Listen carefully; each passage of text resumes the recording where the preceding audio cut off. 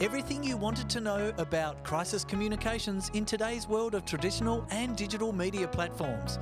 This week on The Core of the Matter, brought to you by Core Comms.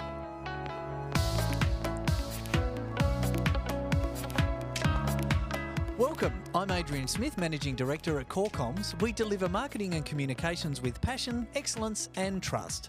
Today on The Core of the Matter, we're talking to Core Comms Executive Chair, Nick Turner, and Digital Media Specialist, Pauline about how they deliver crisis management with a cool head across many platforms, traditional and digital.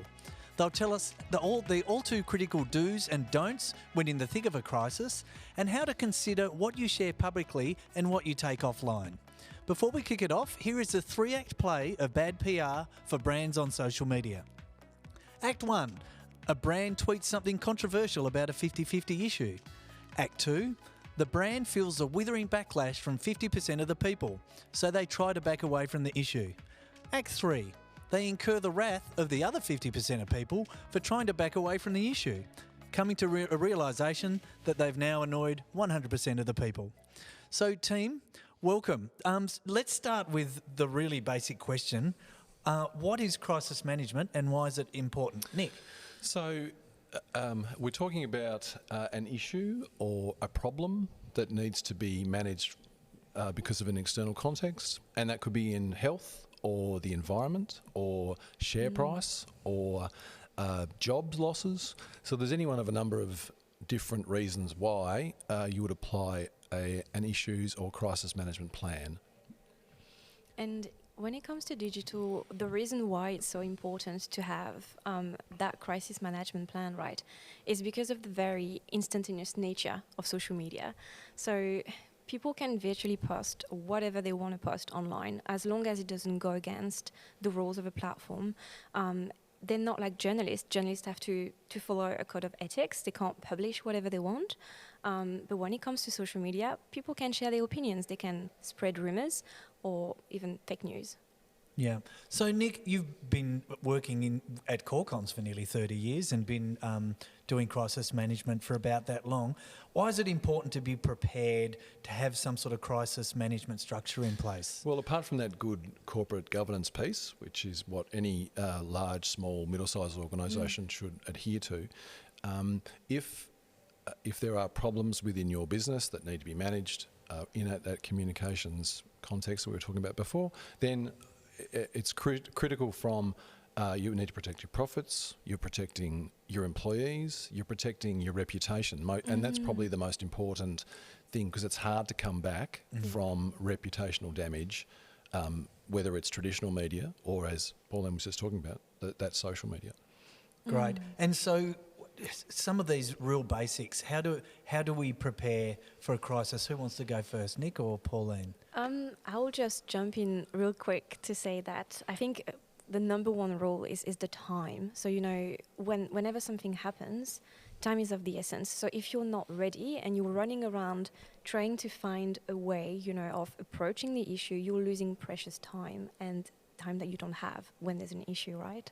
Yeah, absolutely. And so I think that when we do media training, the key thing that I say in those courses is, if you learn nothing else, just learn or take away about the need to be prepared. It's absolutely the same, if not more important, in that issues management, crisis management space. So have a plan, and I think the plan can be as simple as a checklist that you write and then you put in your top drawer and you don't look at it again until you absolutely have to. And I found over the journey that checklist, when everything is going wrong around you, if you just methodically look through every line item and tick it off when you've done it, it's a really simple, easy approach to making sure that you do the things that you need to do in a crisis. So on that checklist, things are like, who's going to lead the response? Would that be something that you have on there? Absolutely. So basically, in a traditional 101 type setup, you have a team set up here that is actually managing the crisis, and you have a team off to the side that's managing the communications. And so in terms of the communication piece, it's about key messages, it's about who's going to say what, it's about the delivery mechanism. So whether it's a traditional media release, TV news, radio news, press, or whether it's the social media space, but ultimately the delivery mechanism has to be included in your plan, and it will very much depend on who your stakeholders are. So if all your stakeholders are online, clearly you're going to deliver your messages through that medium. And so I was going to say stakeholders are on that list as well. They'd be critical Yep. to be ready. And you would know, like the business would know who its stakeholders are. So when you're actually sitting down to prepare that plan and that checklist, you know, identifying who the stakeholders are in the broader context is important, and you apply that to the crisis plan. But there will be others on it. There'll need to be others on it. For example, a government, whether it's federal, state, local level, or whether it's other external stakeholders who you don't normally communicate with, but you need to communicate with when there are problems. And that kind of step-by-step approach is going to be the exact same thing, whether it is for, you know, traditional media or digital media. You kind of have to imagine what would be the worst case scenario or what would be the worst case scenarios, and if those happen, how are we going to respond to those, right? Yeah.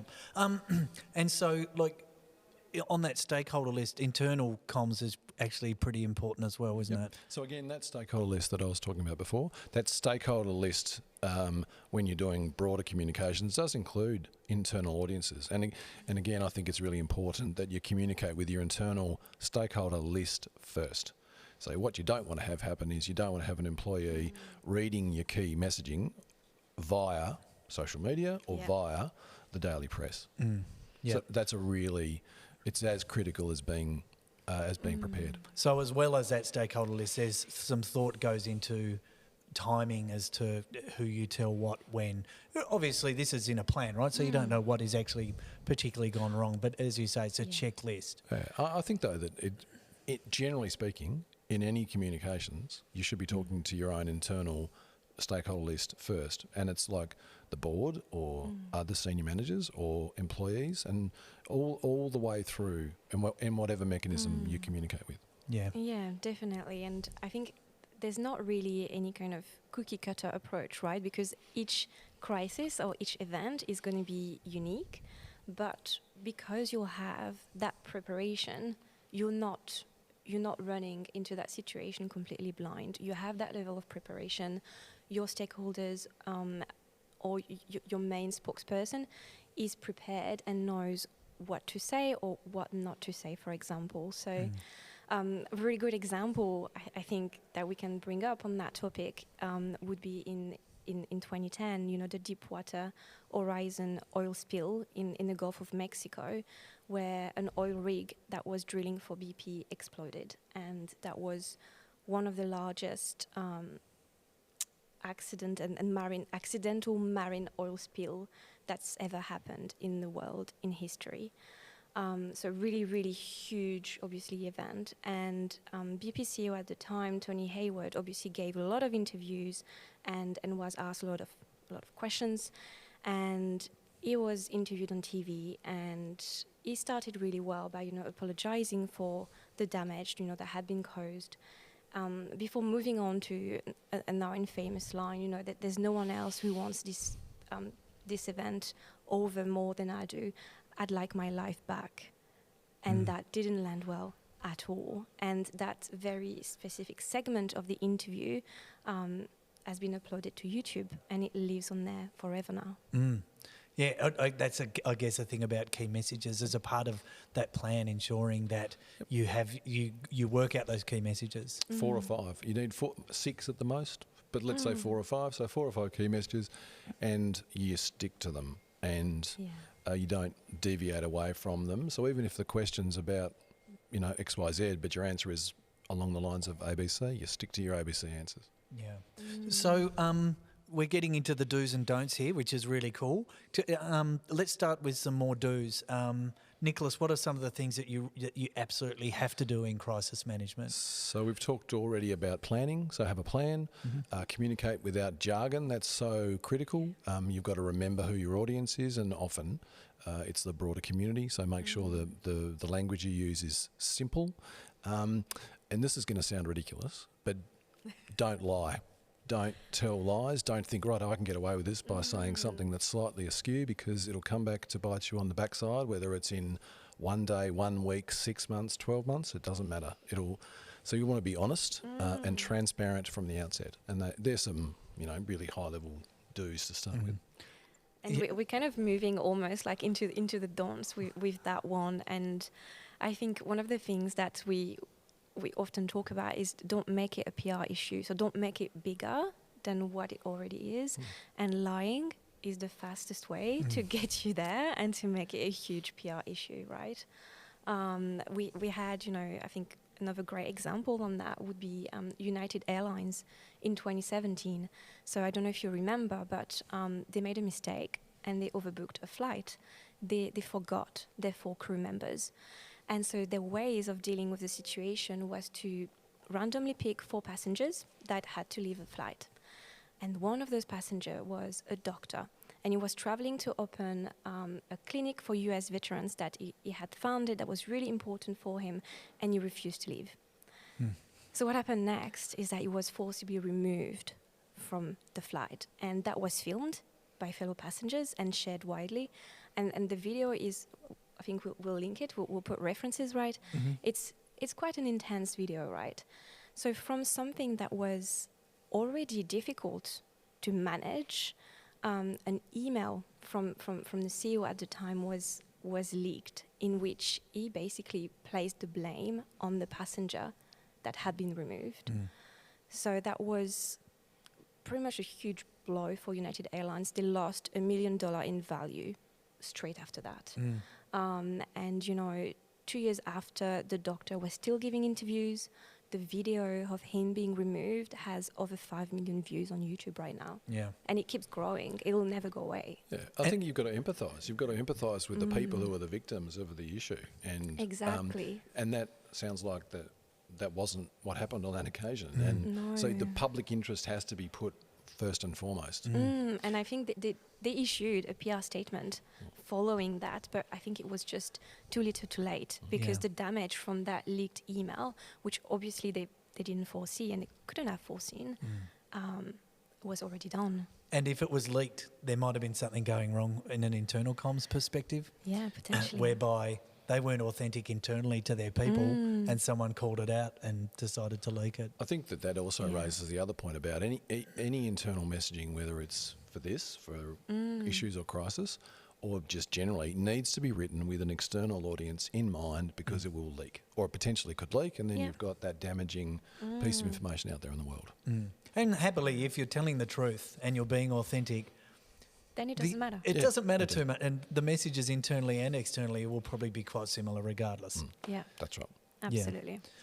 So handling the media and the social media in a crisis, very keen to hear from you guys as to what are some of the things that's really important in that, Nicholas, from a media perspective? Yep. So I think that the one constant across traditional media and social media is don't delay. So get a response out quickly.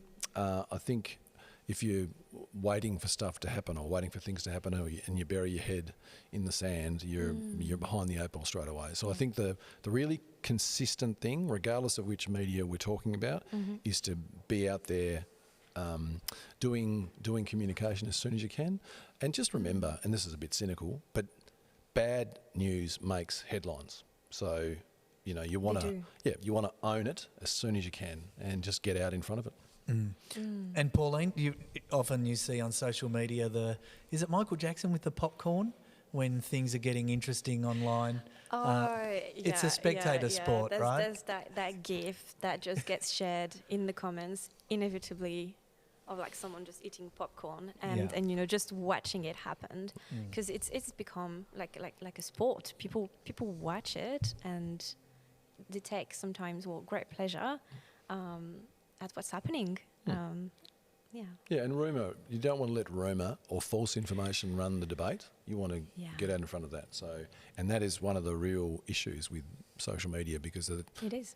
Those keyboard warriors that we talk about can just be there banging away whatever they like into that social media platform, and then it's taken as truth, and then so that's why you've got to get out out in front of that and be factual and transparent and honest. It's a really good tool we use with social listening, which we will get into a little bit later on in the podcast. That we'll talk to that. But the next questions are around the before, during and after a crisis. So I think we've talked to a bit about the before stuff, but during a crisis and after a crisis, what are some of those key things we need to be remembering? Well, so I suppose before it's you and we did talk about this, but you identify the threats and you identify, and what Pauline was talking about, those worst case scenarios. And I think that's really important, because nothing that you can write down in your plan is too silly or too outrageous. It's just come up with the worst case scenarios. Develop that crisis team that's going to put your plan into place.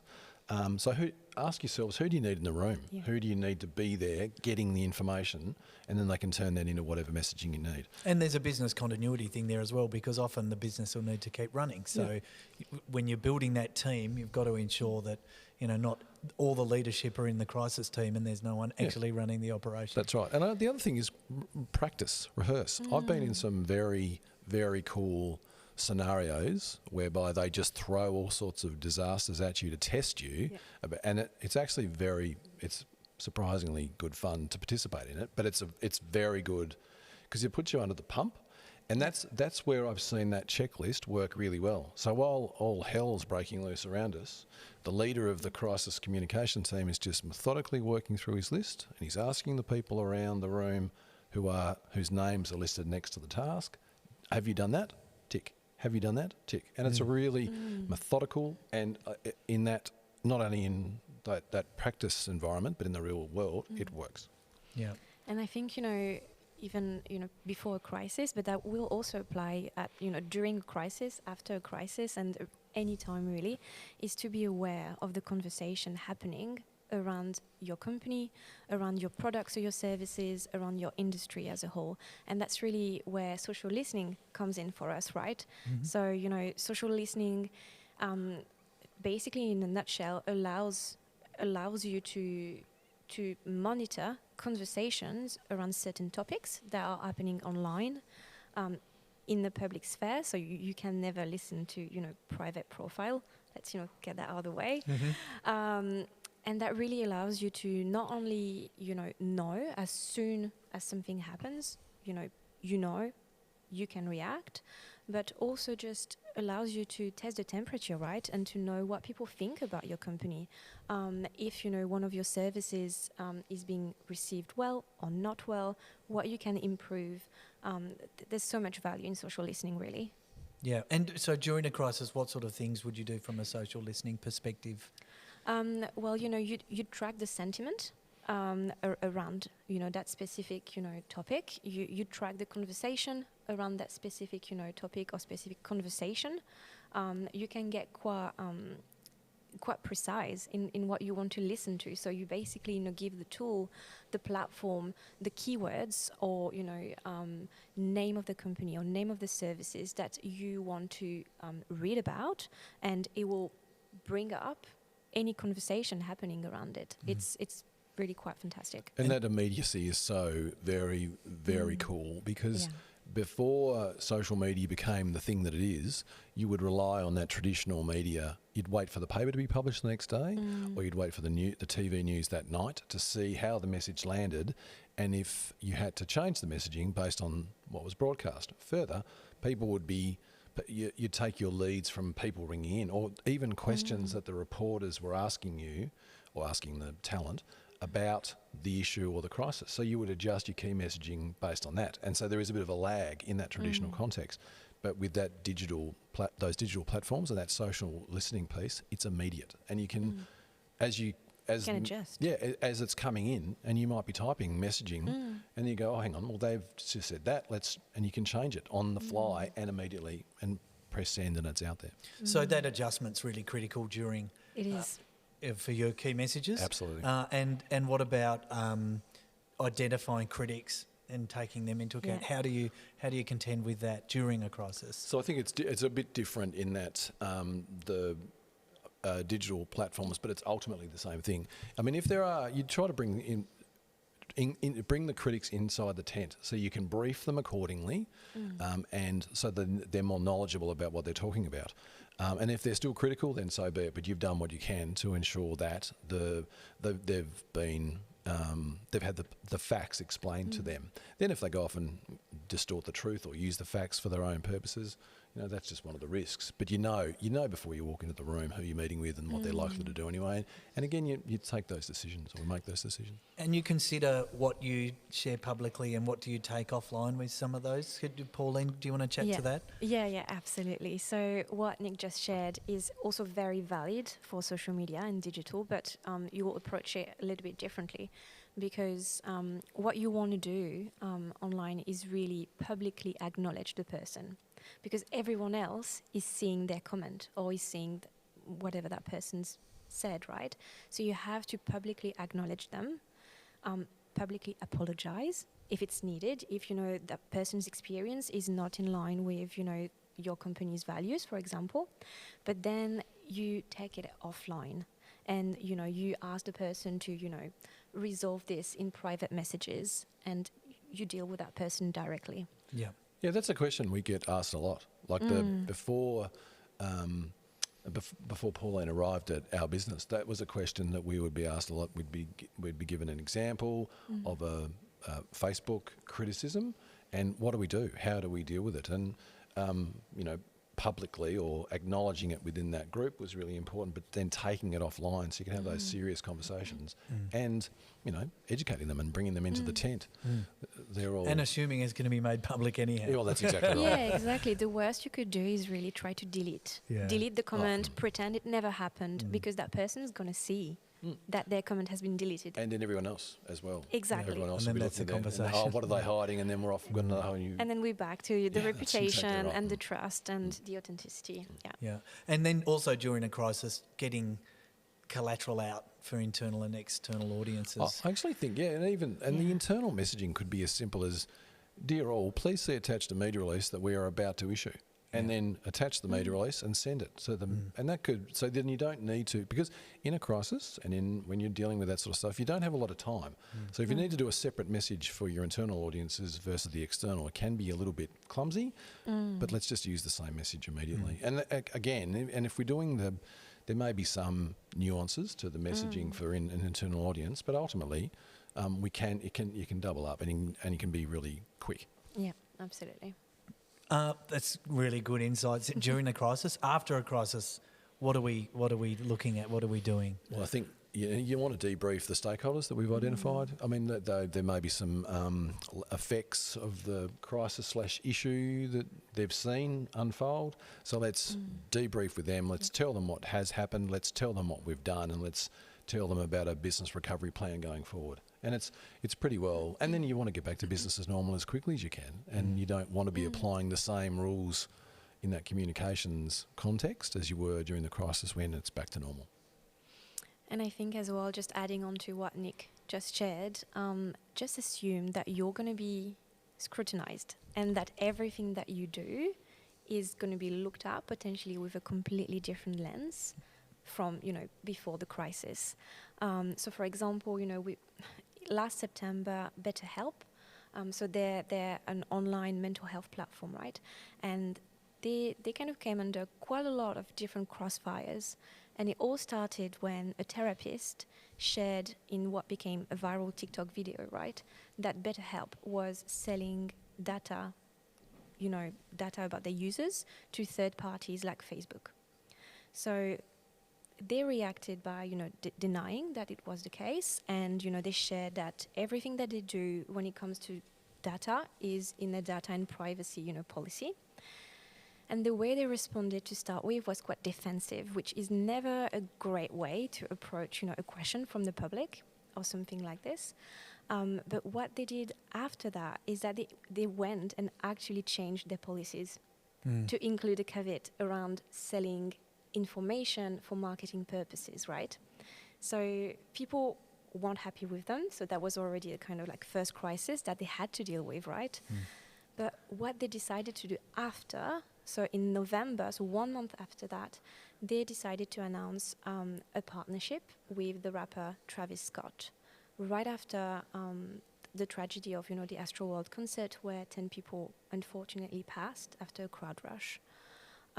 So they decided to offer a 1 month, a 1 month free trial to the victims in partnership with the artist. So if you think about it, at the core of it, it's a great thing, right? You're offering free mental health support. Fantastic.